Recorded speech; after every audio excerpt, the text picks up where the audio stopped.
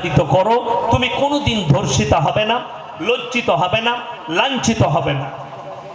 আর আপনার বিবিকে নিয়ে গিয়ে ডাক্তারের কাছে শুইয়ে দিলেন, ডাক্তার পেট ফেড়ে দিলেন। এরা বলছে মাকান, রোজি রুটি কি করে দিবে।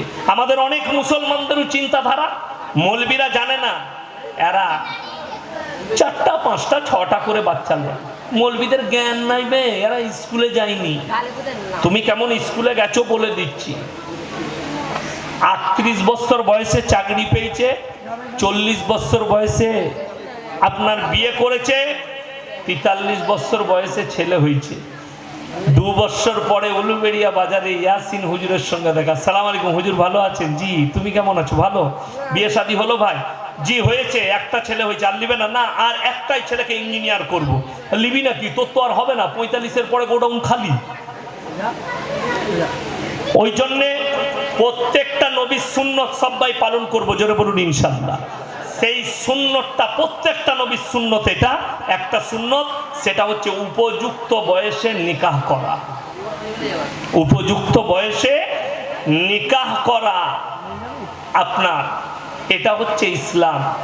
আমার মুসলমান ভাই, আপনাকে ব্যভিচারের দিকে কম ঠেলে দিচ্ছে, সমাজ ঠেলে দিচ্ছে, সাবধান হয়ে যান।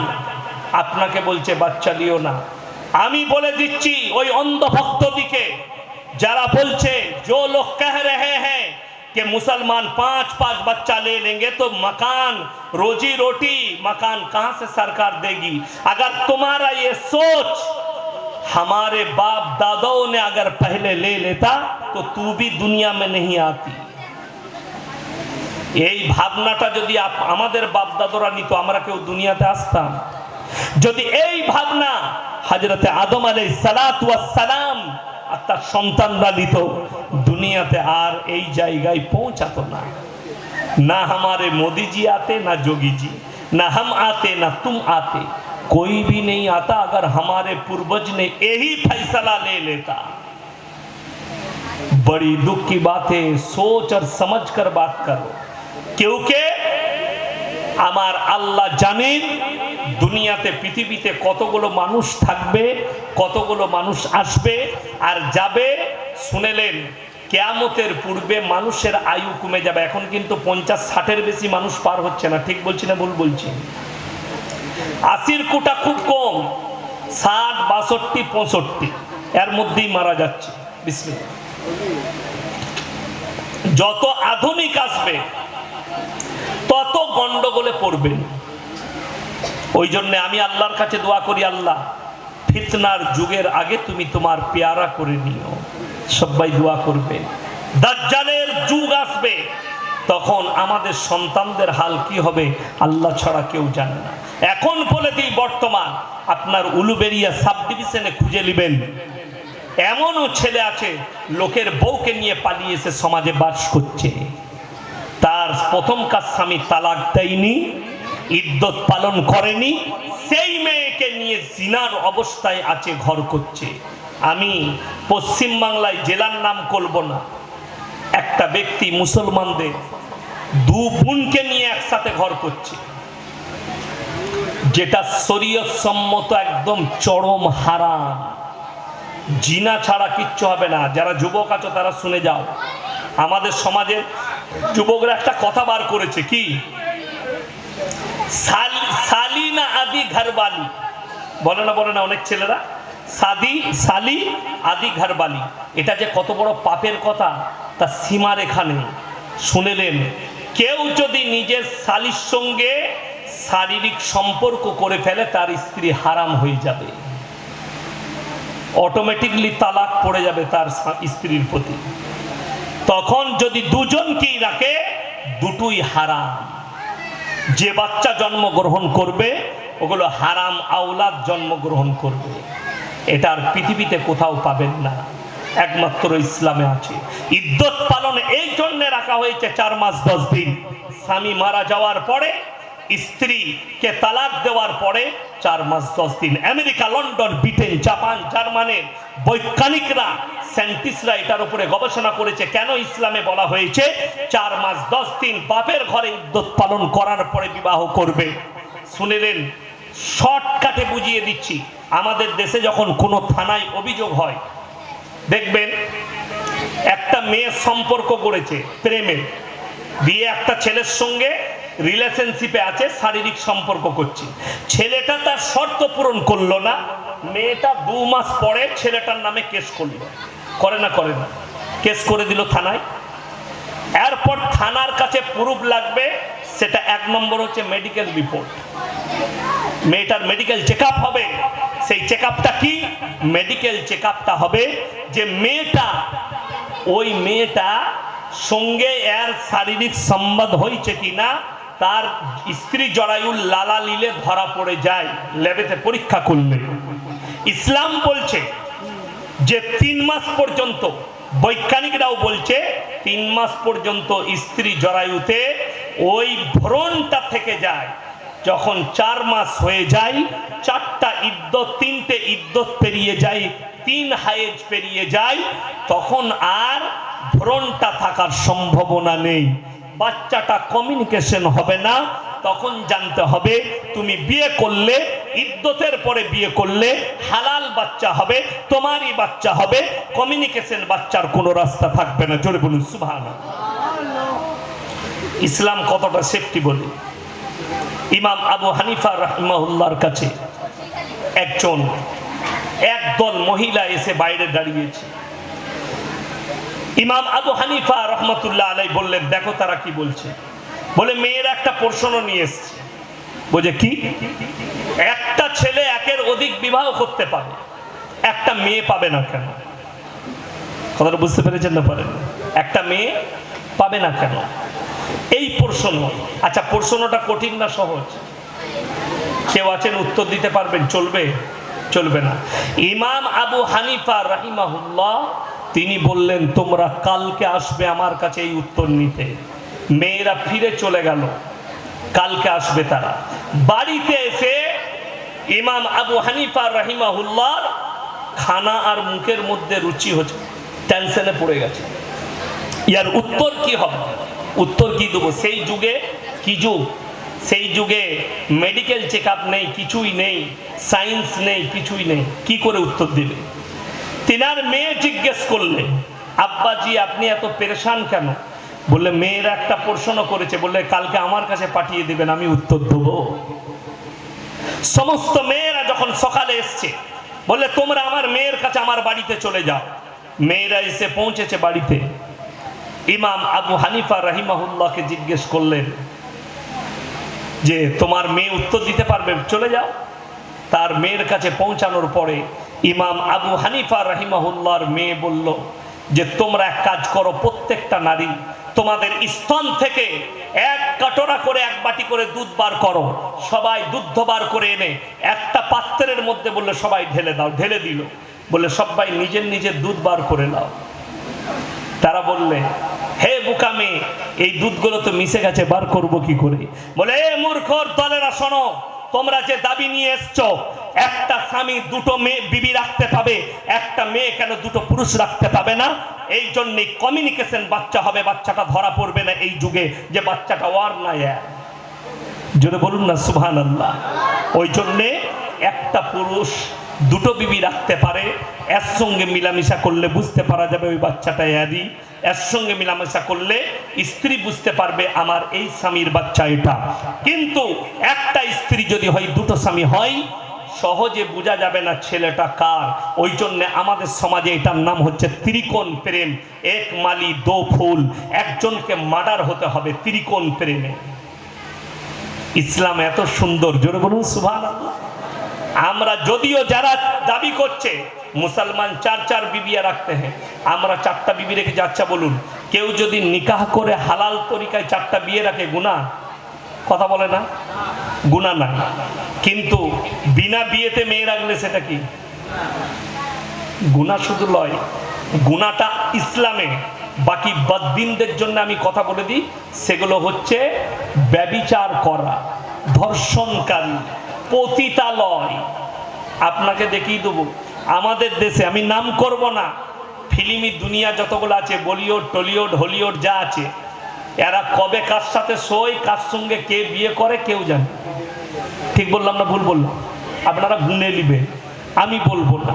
তো যাদের শোয়াটা ঠিক নাই, সকালে একজন, রাতে একজন, পরশু একজন, তরশু একজন, তারা কি হারাম হালালের বিচার করবে? তারা কি চারটা বিবির বিচার করবে? বড় কষ্ট লাগে। এই হারামখোর বলেছে তোমরা হিন্দুদের ছেলেকে বিয়ে করো, চারটা সতীন পাবে না।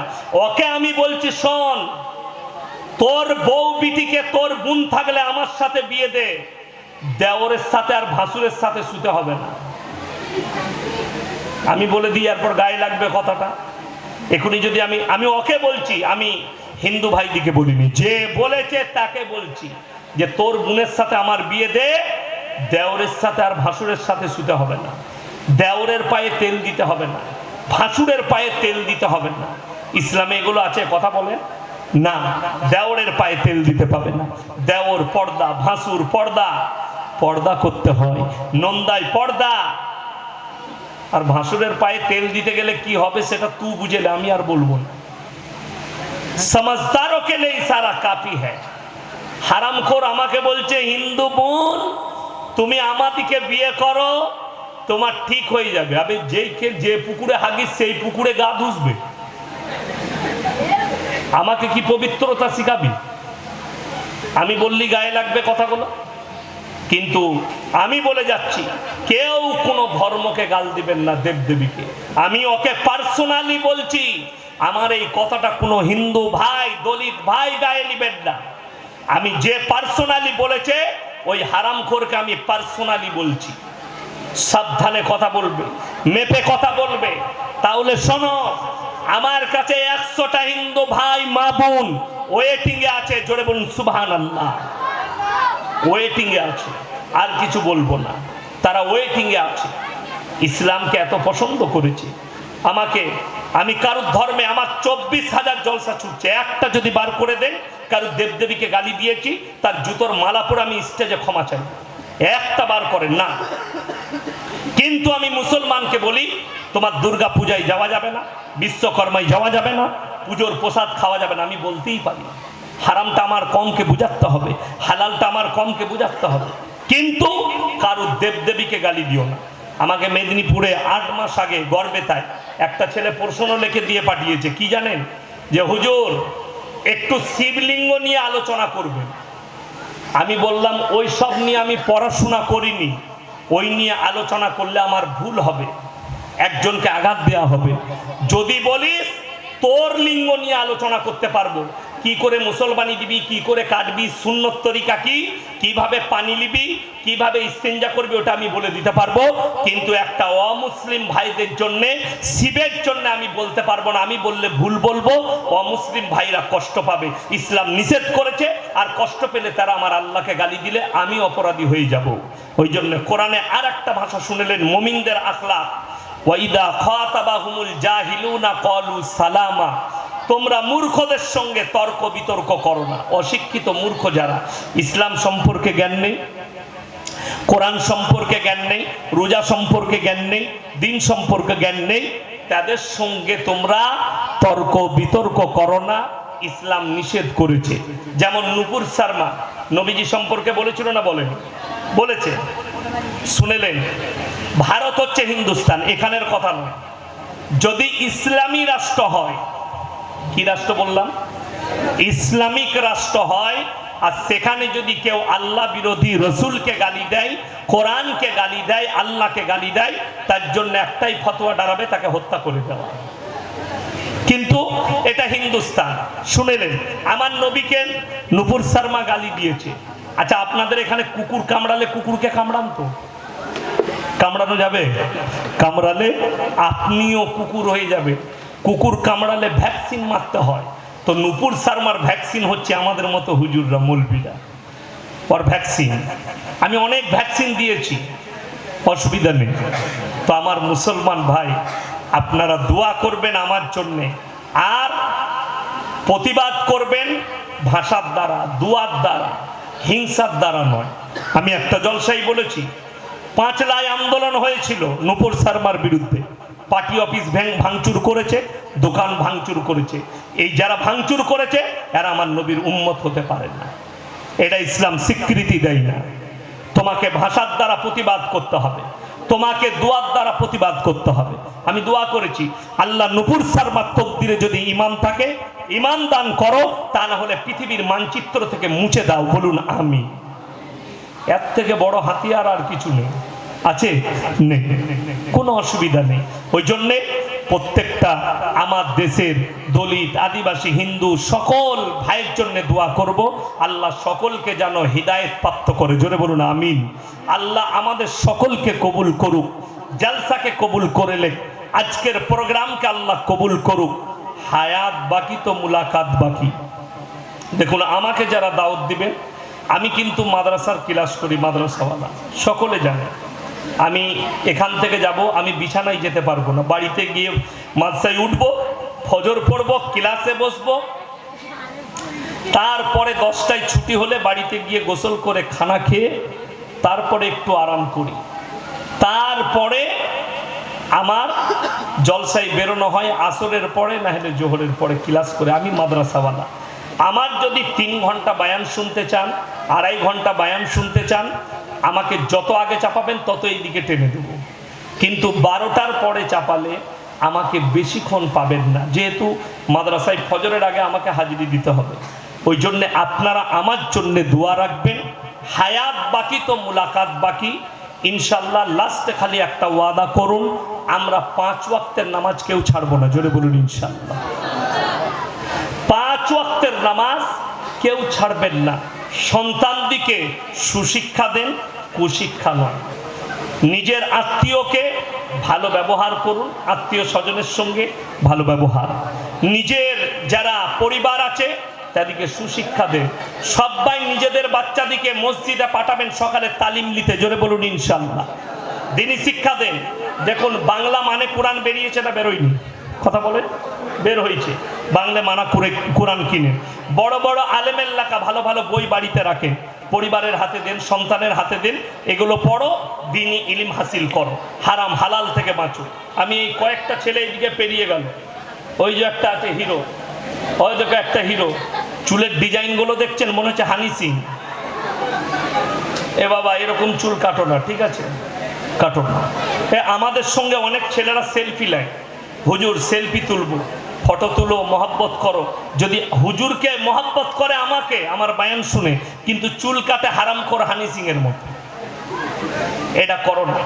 শুনেলেন, নবীজি সাল্লাল্লাহু আলাইহি সাল্লামের সুন্নত তরিকা হচ্ছে, হয় গোটা মাথার চুলগুলো সমান করে রাখো, ছোট ফুল নেড়া, নাইলে একদম এখান পর্যন্ত সমান চুল থাকবে, এই শুরু থেকে শেষ পর্যন্ত সমান চুল, ওপরটা খোপার মতো বড়, এই ডিজাইন। আমি একবার দিল্লি গেছি, কি বুঝলেন, ঘুরতে, করলবাগ বলে একটা জায়গায়, এরকম হ্যাপি চুল, এগুলো চাঁচা। আমি আমার বন্ধুকে বলছি, ভাই টুপিটা মারাত্মক লাগাইছে। বলছে টুপি লয়, এটা চুল। শালা এরকমও চুল হয়? নাউজুবিল্লাহ। এই অনেক যুবকরা হাতে বালা পড়ে, অনেক যুবকরা কান ফুটো করে, এদের জন্য কিয়ামতের দিনে জান্নাত বড় কঠিন হয়ে যাবে।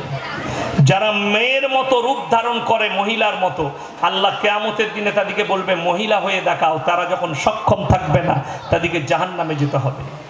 ওই সমস্ত মেয়েরা যারা পুরুষের পোশাক পরিধান করে, ববিকার চুল কাটে, জিন্সের প্যান্ট গেঞ্জি পরে, আল্লাহ কিয়ামতের দিনে তাদেরকে বলবে পুরুষের রূপ ধারণ করো। যখন তারা অক্ষম থাকবে, আল্লাহ তখন তাদেরকে জাহান্নামের রাস্তায় অতিক্রম করিয়ে দেবে। আল্লাহ তাআলা আজকের মজলিসকে কবুল করুক, আপনাকে আমাকে কবুল করুক, আজকের জলসাকে আল্লাহ কবুল করে লেখ। আমিন। ওয়া আখিরু দাওয়ানা আনিল হামদুলিল্লাহি রাব্বিল আলামিন। সবাই দরুদ শরীফ পড়ুন। আল্লাহুম্মা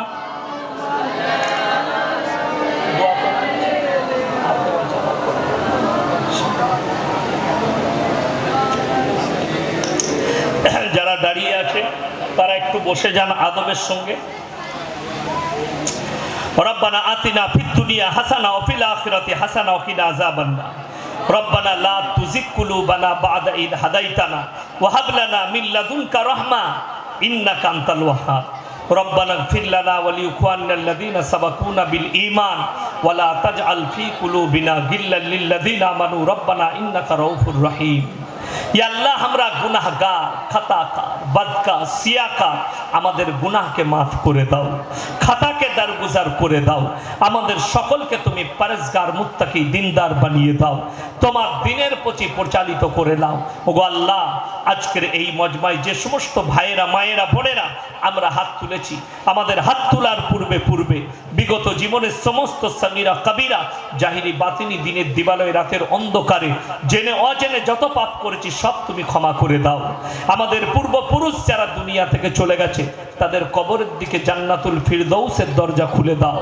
ওগো আল্লাহ, আমরা বড় অসহায়, ওগো আল্লাহ আমরা বড় দুর্বল, তুমি আমাদের হাতকে ফিরিয়ে দিও না। আমরা যখন দুনিয়া থেকে যাব কালমার সঙ্গে খাতমা নসিব করো, কিয়ামতের ময়দানকে আসান করে দিও। তোমার রসুলের হাতে হাউজে কাউসার তুমি দান করো, তোমার রসুলের পাশে বসার তুমি তৌফিক দান করো। ওগো আল্লাহ, আমরা যখন তোমার কাছে যাব পুলসিরাতের ওপরে তুমি বিদ্যুতের গতিতে পার করিয়ে দিও। আমাদের মধ্যে থেকে যিনারা অসুস্থ আছেন তিনাদিকে শিফায়ে আমিলা, দাইমা, মুস্তাফিলা দান করো, আরোগ্য দান করো। যে রাস্তায় চললে তুমি রাজি খুশি হবে সে রাস্তায় প্রচারিত করে নাও। ওগো আল্লাহ, তুমি তো জানো আজকের এই মজমায় কত ভাই অসহায় বসে আছে, তুমি আমাদের হাতকে ফিরিয়ে দিও না। এই দিনী মজমাকে মেহনত করে এই গ্রামের ভাইয়েরা যারা দিয়েছে সকলের জানের মালের ইজ্জতের তুমি বরকত দাও, কারোবারে ব্যবসা বাণিজ্য রুজি রোজগারে বরকত দাও। সমস্ত রকমের বালা মুসিবত থেকে তুমি হেফাজত করো, ফিতনার ফিতনা থেকে, হাসিদিনের হাসাদ থেকে তুমি হেফাজত করো, হিংসুকের হিংসা থেকে তুমি হেফাজত করো। যত রকমের বুরাই আছে তুমি হেফাজত করো, যত রকমের ভালাই আছে তুমি দান করো। ওগো আল্লাহ, আমরা তো বড় অসহায়, তোমার কাছে হাত দুটো তুলে ধরেছি, তুমি আমাদের হাতকে ফিরিয়ে দিও না। আজকের এই মজমায় কত নজওয়ান, কত মাসুম, কত বৃদ্ধ বাবাজি, কত মুবাল্লিগে দিন, কত উলামায়ে দিন, কত মা বোন হাত তুলেছেন, কত মাসুম হাত তুলেছে। তুমি যার হাত তোলাকে পছন্দ করো তার মুখের দিকে তাকিয়ে আমাদের এই টুটি ফুটি দোয়াকে হুজুর পাক সাল্লাল্লাহু আলাইহি সাল্লামের সাদকে তু পেলে কবুল করে নাও। রব্বানা হাবলানা মিন আজওয়াজিনা ওয়া যুররিয়াতিনা কুররাতা আয়ুন ওয়াজআলনা লিল মুত্তাকিনা ইমামা। রব্বানা ওয়ালা তুহাম্মিলনা মা লা তাকাত লানা বিহি ওয়াফু আন্না ওয়াগফির লানা ওয়ারহামনা আনতা মাওলানা ফানসুরনা আলাল কওমিল কাফিরিন। ওয়া সাল্লাল্লাহু তাআলা আলা খায়রি খালকিহি মুহাম্মাদিন ওয়া আলিহি ওয়া আসহাবিহি আজমাইন বিরহমাতিকা ইয়া আরহামার রাহিমিন।